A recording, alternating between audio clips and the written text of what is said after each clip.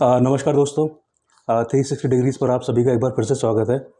और कल एक न्यूज़ आई थी सोशल मीडिया पे भी और मेन स्ट्रीम मीडिया पे भी कि जो मोदी गवर्नमेंट है वो जम्मू कश्मीर से आर्मी को हटाने जा रही है और ग्रेजुअली उनको रीडिप्लॉय करेगी एलओसीज़ या एलएसीज़ के आसपास, और उनकी जगह पर जो हिंटरलैंड है, जो इंटरनल जो हमारा एरिया है जम्मू एंड कश्मीर का और लद्दाख का, वहाँ पर सीआरपीएफ और बीएसएफ या फिर जो आपकी जम्मू एंड कश्मीर पुलिस है वो लोग वहाँ पे डिप्लॉय होंगे। तो जब ये न्यूज़ आई तो आते ही, जैसा कि होता है नॉर्मली, बड़ा ही बवाल मच गया।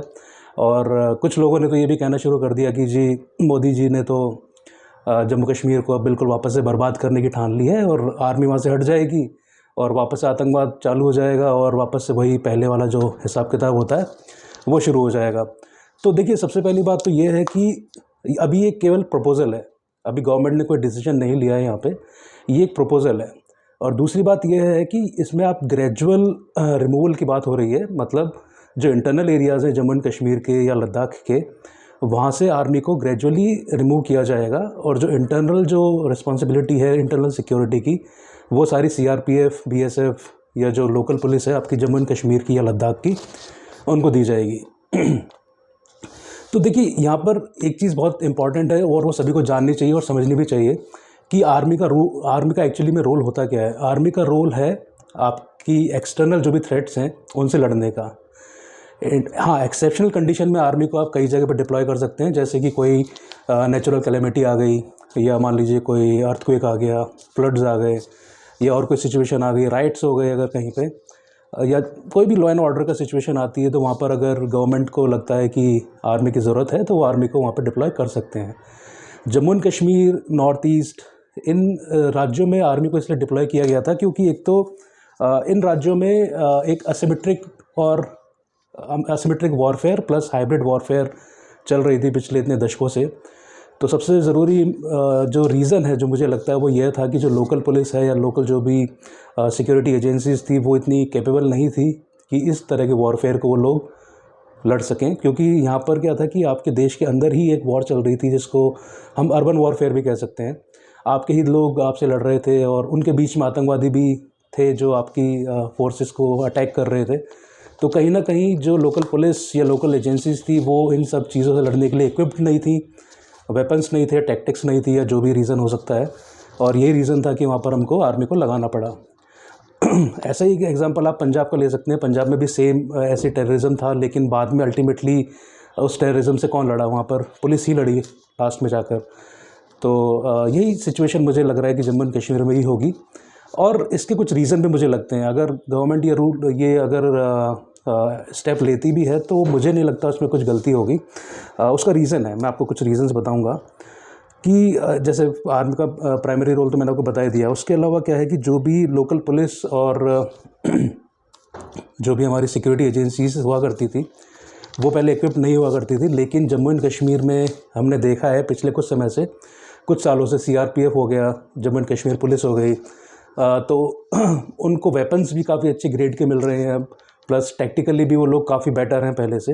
अगर आप पिछले 4 या 5 साल से अगर जम्मू में जो एंटी टेरर ऑपरेशंस चल रहे हैं, अगर आप उनको आप देखेंगे तो आप पाएंगे कि आर्मी हमेशा पीछे से पेरिफेरी दूर से बैठकर पूरा ऑपरेशंस मैनेज करती है, लेकिन जो एक्चुअल में जो आगे जाके लड़ते हैं उनमें से मैक्सिमम, मैं हर ऑपरेशन की बात नहीं करूँगा यहाँ पे, लेकिन वो आर्मी कोशिश करती है कि सीआरपीएफ और जो लोकल जम्मू एंड कश्मीर के जो एसओजीज़ हैं, स्पेशल ऑपरेशन ग्रुप्स, उनके लोग आगे जाकर सीधा 1-to-1 फाइट करें आतंकवादियों से।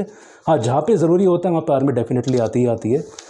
तो यहाँ पर ये इम्पॉर्टेंट है कि जो राष्ट्रीय राइफल है, जो कि एक ख़ास तरह का एक दल है एक तरह का, जिसको इस तरह के एसिमेट्रिक वॉरफेयर से लड़ने के लिए ही बनाया गया है।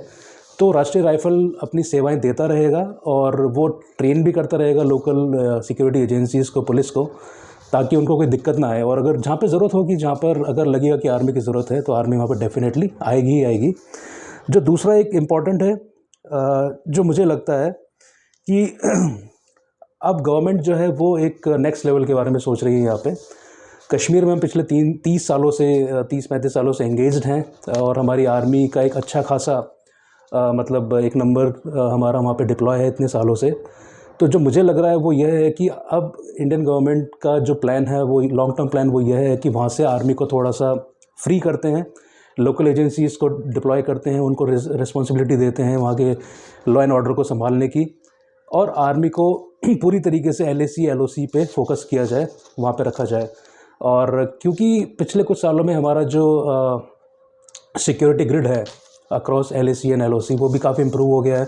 हम लोग टेक्नोलॉजी का भी काफ़ी हेल्प ले रहे हैं इन चीज़ों में। इसी वजह से इन्फिल्ट्रेशन काफ़ी कम हो गई है पिछले कुछ सालों में।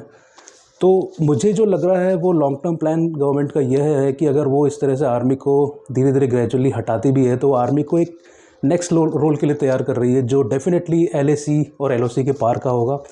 अब ये चीज़ क्या होगी, कब होगी, ये सब कुछ अभी भविष्य के गर्भ में है, तो आप ये देखते रहिए। और इस तरह की जो खबरें आती हैं उसको मैं आपको ये कहना चाहूँगा कि सबसे पहले आप थोड़ा सा एनालिसिस किया कीजिए कि इन चीज़ों के क्या फ़ायदे हैं, क्या नुकसान हैं, बजाय सीधा किसी भी डिसीजन के ऊपर हल्ला मचाने के या शोर मचाने के या गवर्नमेंट को कोसने के, बिकॉज़ वो एक सही तरीका नहीं है।